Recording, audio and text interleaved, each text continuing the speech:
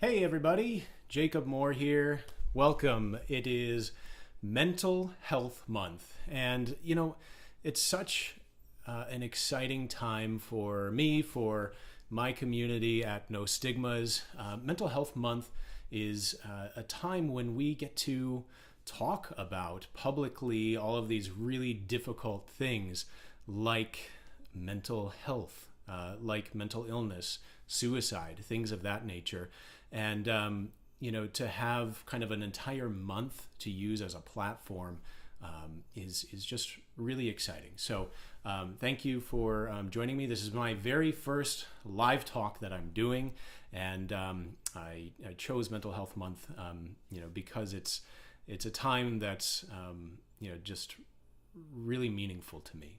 So who am I? For those of you who don't know who I am, my name is Jacob Moore, and I'm the founder of an organization called No Stigmas. And No Stigmas is a nonprofit organization, and we support peer support community.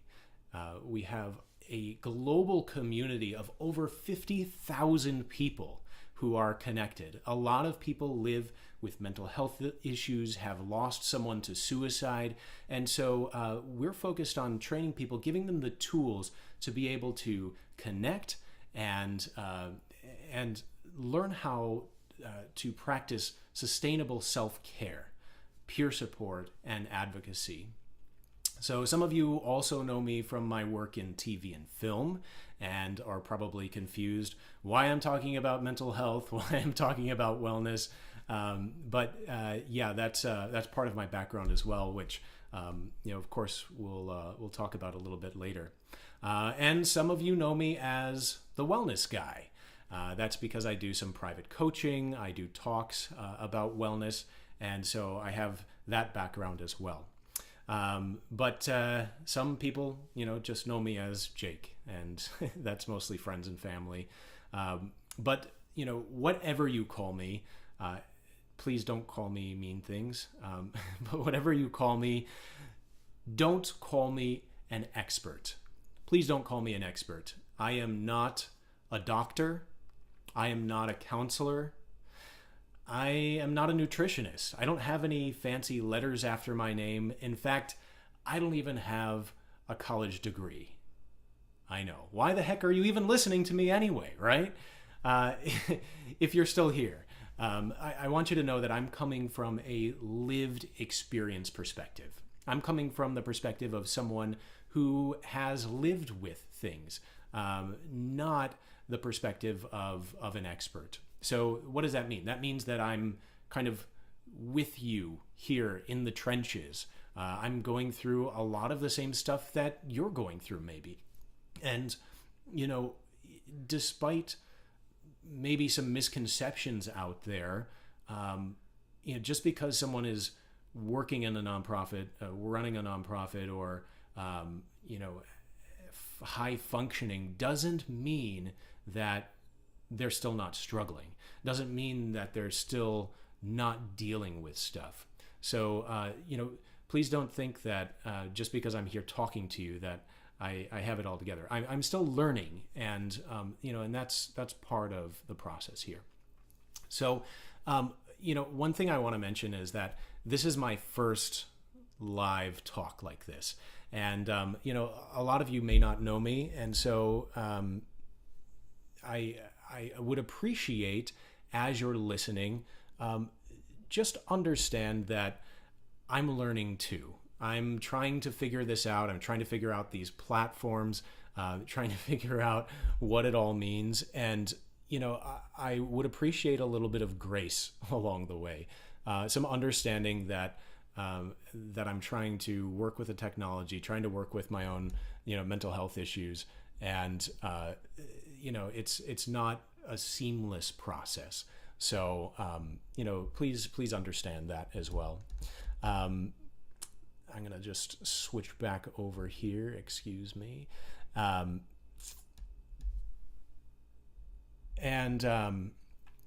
So I also want to kind of set some boundaries and some expectations about about what I'm talking about and what I'm working with here, because I'm busy, because I'm still dealing with from a lived expertise perspective.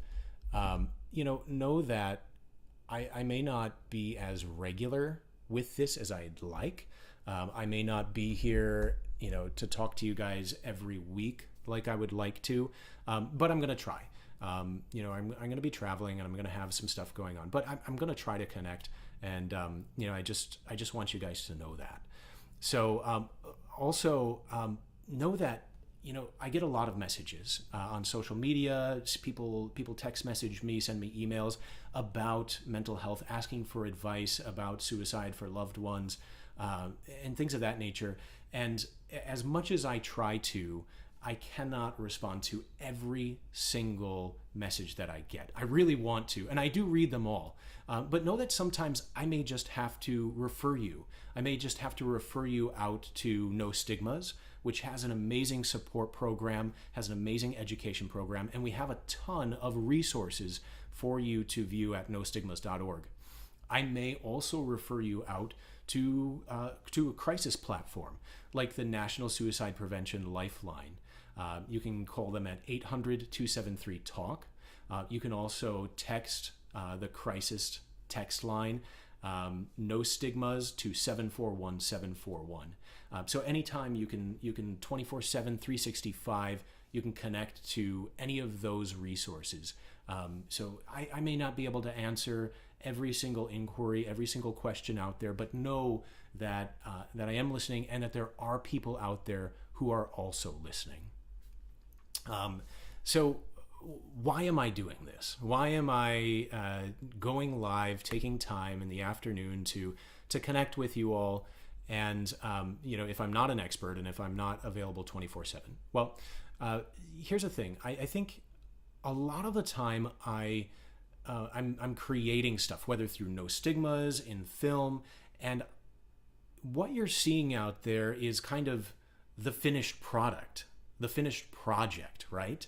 And you're seeing these things pop up. You're seeing No Stigmas, and maybe if you're new to the organization, you haven't been around the last 6 or 7 years, you're coming in and you're seeing an organization that's fully formed. We have branding, we have a platform, social media following, and you may not understand that a lot of this takes a lot of work, and it's mostly the result of volunteer hours. We have an incredible volunteer team at No Stigmas who spend their time creating things to support you, to support the community. And, like our recent ally program that we launched, that has taken a couple of years to develop, and about a dozen people who have worked on that project over time, especially our creative director, Elizabeth, who, co-created the program with me. These people don't normally, get the FaceTime that I get. And so, I want you to understand that there's a lot of people behind this, and that the process is so important. The process of creating is really, where the discoveries happen. And I think that is the same for wellness design. A lot of that discovery comes as you are creating something, not necessarily in the finished product that you're seeing announced on social media, right?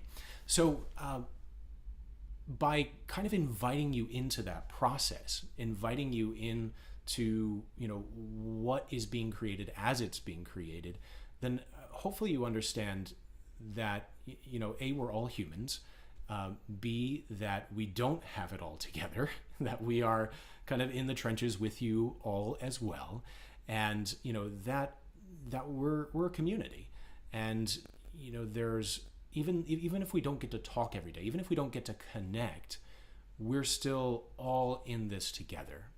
So that's why I'm doing it, is to kind of invite you into that process and let you understand that that there's more than just announcements and just things that are popping out there on social media. So because this is my first time doing a live talk, I really wanted to turn it to you all to ask for your advice, to ask for your feedback, to see what you think about this, and really just get an understanding for what you want to talk about, for what you want to hear, and how I can maybe help you. I'm not here to give answers.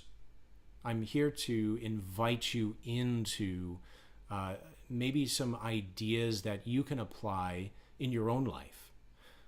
And it's not it's not like a one-stop shop, learn and do thing.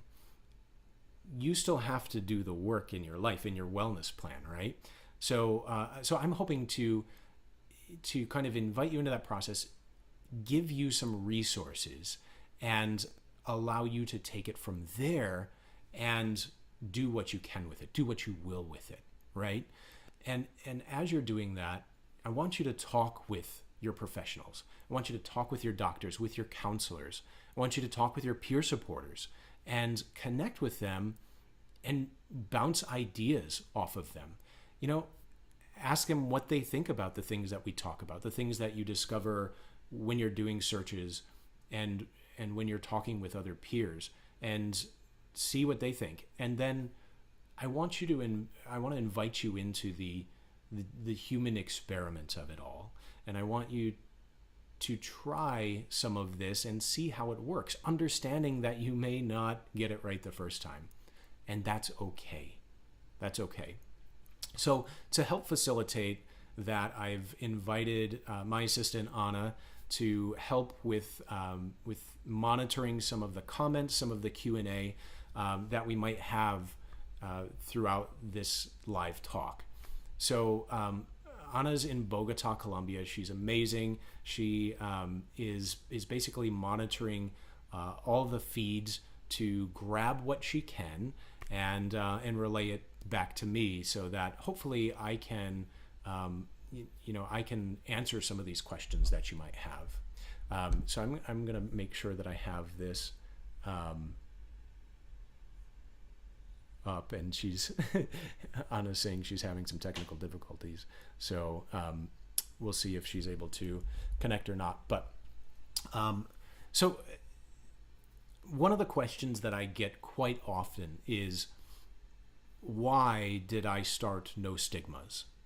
Why is this an organization? Why is it something that that I took it upon myself to create? And that really goes back to not 2011 when I founded the organization, when it became a nonprofit, but it goes back before that to 2007. In 2007, I was living a much different life than I am now. During that time, I was in sales, and I was working for a software or a hardware sales company. And I was the second guy in on the team. The founder and myself were building this company together. And over a 4-year period of time, we turned this company into a multi-million-dollar endeavor. And, I was the second guy in. And over 4 years, I went from being a bartender to being the VP of sales and making 6 figures. And it was, one of those, kind of Cinderella stories, or so I thought, because all the while, the issue was that I was not taking care of myself. And even though I was making a bunch of money, and even though I was, living the life, I had the loft in downtown Chicago, and I had the car, and I was traveling, but I was absolutely miserable. I was miserable with my life. And the problem with that, I'll hold that, Mindy, is that better? The problem with living that life is it was unsustainable. I was going out almost every night after working for 10, 12 hours a day. I was eating horrible food while sitting at my desk 3 times a day. I was going out and I was drinking. I was smoking a pack a day, and I was absolutely miserable. My anxiety was through the roof, and my depression was at an all-time high. And it really started to affect my performance as well. And as that happened, the owner of the company started to really have some doubts about what my intentions were there. And he told me, Jake, I think that, you're losing what you've created here, and I want to know what's going on. And I told him, everything was fine for a while. I wore this mask, and I told him everything's okay, and that continued on for really way too long, until it became apparent that I was going to lose my job. Right? I was going to lose that big salary. I was going to lose my stature in the community. I was going to lose my beautiful timber and brick loft. I was going to lose, my motorcycle and all the stuff, the lifestyle that I had. And, he thought I was being recruited by another company. He thought that I was, trying to steal stuff from him. It got into this big thing. And so finally, for the first time in my life, I decided to do something that I had never done with anyone outside of my family. And I told him that I live with anxiety and I live with depression. And it was the most terrifying thing I had ever done until that point. And I'll never forget when I told him. He looked me right in the eye, looked me straight in the eye, and he said, "Well, Jake, I think you just have a weak constitution and you need to get over it." A weak constitution. As if my very makeup was flawed.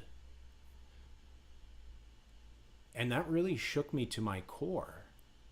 And I realized, that my mentor, this person that I had helped create a multi-million-dollar company with, that he thought that I was weak, that he thought that I was flawed. And I couldn't believe it. And I realized two things that day. One, that people out there in the world actually think this sort of thing. They view people with mental health issues as weak. They view them as flawed or as less than. I also realized that he was a complete asshole, and I needed to quit that job immediately. And so that's what I did very shortly after that. I left that job, and I actually ended up taking a year and traveling. I lived in Argentina, I lived in Costa Rica, and I just did some soul searching. I had always been interested in film, and so that was kind of the opportunity for me to really explore that.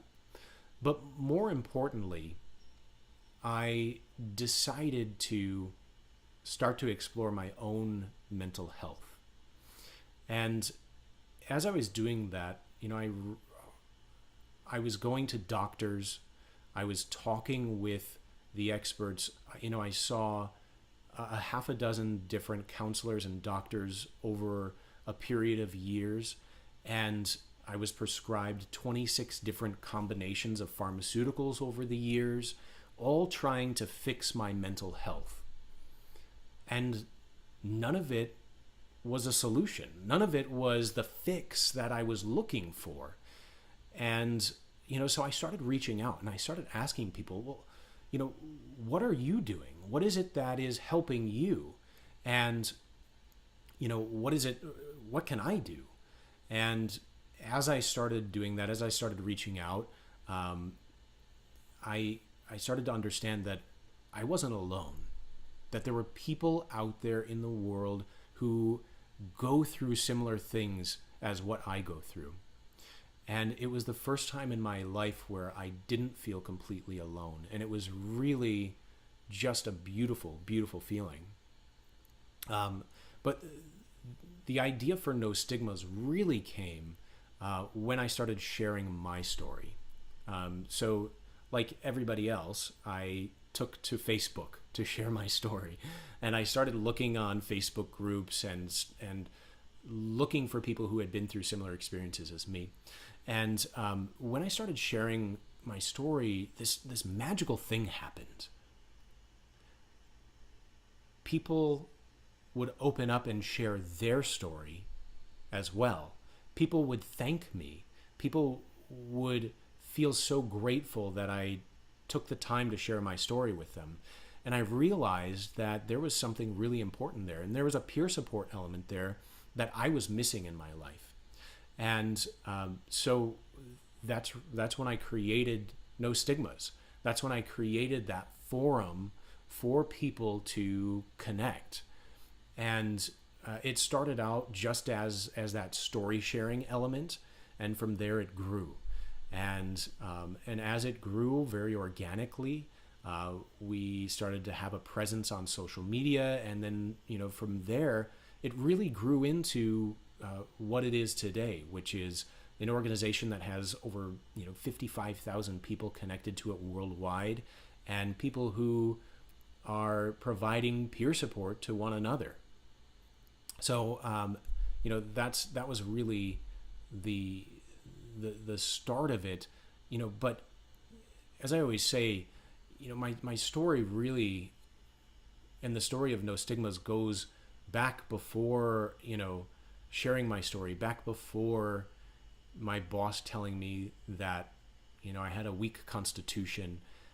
It goes back to when I was 6 years old, and we were living in Michigan in a little trailer, single wide trailer in a trailer park.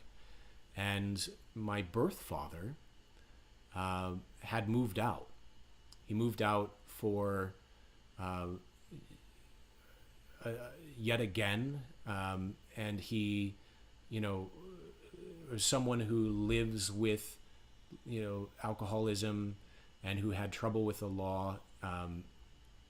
It wasn't sustainable to have him, in our lives. And so, he moved out, but instead of him coming back to us, or, him going to jail, this time was different, because this time he died by suicide, alone in a really crappy apartment, surrounded by a few meaningful possessions. And I was 6 years old when he died by suicide. And, that I think really set me on the course that I'm on today. It's one of those things that, I haven't really realized until more recently, in recent years, what a profound impact it had. I've always prided myself in being resilient and being able to, just, pick myself up, pull up my bootstraps, and, and I realized that, no, I was a really angry kid. I had a lot of anxiety, and I had a lot of just feelings of abandonment that came from losing my father to suicide when I was 6. And that followed me through. And even though I was able to wear this mask, to put on this mask and pretend like nothing was wrong, and even though I was able to fit in to this world that is not made for me,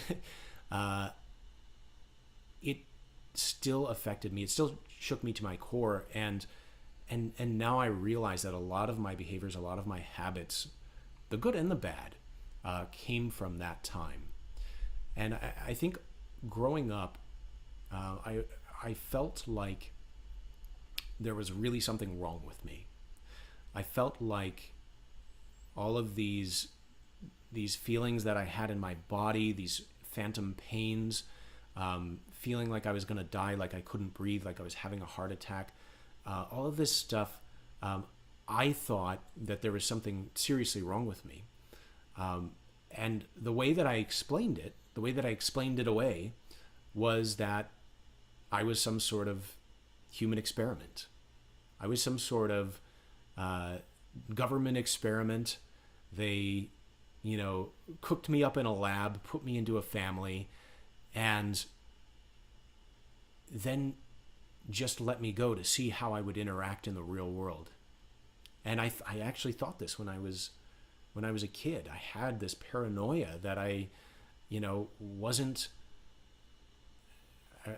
real. I wasn't fitting in. And it makes sense looking back, because of course I had, this disassociation with what happened, with what was going on in my life. And, so of course I created some sort of fantasy surrounding that. It makes sense. But at the time it was really scary because I felt different than everyone else. And so, my mom took me to the doctor, and, they hooked me up to machines. They took my blood. They tested my heart. They tested my brain. They had me run up and down the hallway of the doctor's office, trying to figure out what was going on. And, and I truly felt like a human experiment. And I grew up this way. I grew up with this mask and trying to pretend and trying to fit into this world that I just didn't belong to. And, I think when I got older and that anxiety grew, and it was unaddressed for so many years, I think that's really where the depression came from when I was in high school. And, that depression also went unaddressed because we weren't talking about this back then. We weren't exploring these things. And so I was just depressed. I was just feeling, sad, and I was feeling listless, and I had no energy, and I was feeling anxious, and we weren't doing anything about it. And it grew and it grew, and it got to the point where I wasn't sleeping at night. I was awake all night. I could only sleep during the day. That was the only time I felt safe. And I got to this place in my life where I just completely lost the will to live. I had no desire to keep living. I stopped taking care of myself. I stopped eating. I stopped bathing. I wouldn't leave my room, wouldn't leave the house. It was suicide by apathy, by just allowing myself to slowly deteriorate. And my mom finally took me to the doctor and helped me talk about what was going on, and that started that next phase of experimentation. Only this time there were actual doctors doing experiments on me. And the way that they experimented on me is they would write a prescription and they would say, here, take this. Let's see if this works. And that happened again and again and again. And it happened with a half a dozen doctors, and it happened 26 different times with different combinations of medications. And they just kept writing prescriptions and saying, here, this will fix you. This will do it. And I took everything from Ambien to Depakote to Effexor, Zoloft, you name it, they gave it to me to try to fix my brain. And during, this 10-year period where all of these doctors and counselors and psychiatrists were experimenting on me, trying to figure out what was going on or how to fix my brain chemistry, I felt like I was half alive. I felt like I was absent from my own life, like I was time traveling through life. And it was no way to live. Finally, I was very fortunate to find a mentor, find someone who had been through some similar things that I had been through, and invited me into this idea of peer support, this idea of sharing your story. And through that process, I realized something that no one had ever told me. This secret that everyone was keeping from me, that the universe didn't want me to know, that doctors and the system and the media, that everyone was keeping from me. And it wasn't that I was a human experiment. It wasn't that I was government issued. It wasn't that I was an alien. But it was that I was in charge of my own health. I was in charge of my own wellness. I was the one that had a responsibility to figure it out, to take care of my own mental health. And when I finally took ownership of my own health, of my own wellness, everything changed. Everything changed from that moment on. And that is the third and final phase of experimentation. Now it's self-experimentation. Now I get to perform the experiments. It's not up to the government or the doctors. It's up to me.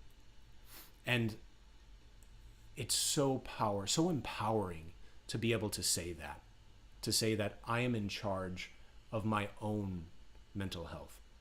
Now, that doesn't mean that I do it alone. That doesn't mean that I don't invite outside help. I still talk with doctors. I still work with counselors. I have peer supporters. But the difference is ultimately I get to decide what I'm doing with it. And I get to figure out what works for me. So I've spent about the last 10 years doing what I call wellness design.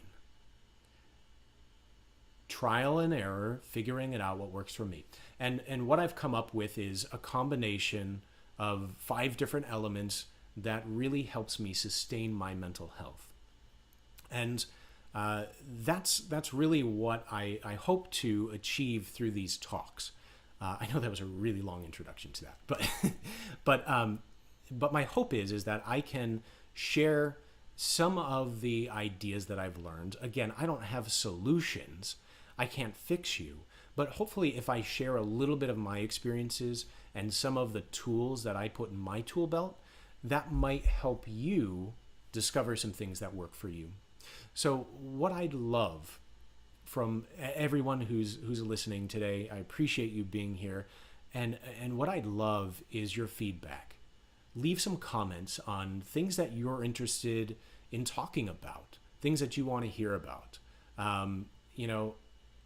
If there are specific things that you have questions about, leave a comment. Anna and I will go through them, and we'll try to answer all of them. Okay? Know that I don't always have the ability to answer all the private messages that I get, and I wish that I could. But I do read them, and I will try to incorporate them into these live talks. So know that. Know that someone is listening, and I will respond as I'm able to. So give me your feedback, leave some comments. I would really appreciate knowing, what you'd like to hear about and what you want to talk about. If there were specific technology issues, leave those in the comments as well, so I can hopefully fix those for next time. As usual, I'm trying to do too much. I'm trying to live stream everywhere and record it, and I think those those technical issues maybe I know for Mindy, who's on Instagram, I know that was an issue, so I'm sorry for that. But I will absolutely try to get to that. If you think that what I might have to say is, useful, helpful, I would love it if you would share with other people what I'm doing. I would love it if you would share this talk or my page, my website, or my social media. That would be really fantastic. You can find me at jacobmoore.com, at jacobmoore on Instagram and Periscope as well. And likewise, you can search for me on Facebook, Jacob Moore, as well. If you want to connect with No Stigmas, if you're looking for training for wellness, if you're looking for peer support, if you're looking for resources, reach out to nostigmas.org, or you can find us on any of the social media platforms at No Stigmas, and we would love to have you join the community as well. So thanks a lot for tuning in. I'm out of time, but I hope to connect with you all again soon. Thanks so much. And, again, thanks for being, being understanding of my first live talk here. And hopefully it wasn't too painful for anyone. But I'll talk to you all soon. And, just remember, life is just one big human experiment, and we're all in it together. Thanks a lot. Take care.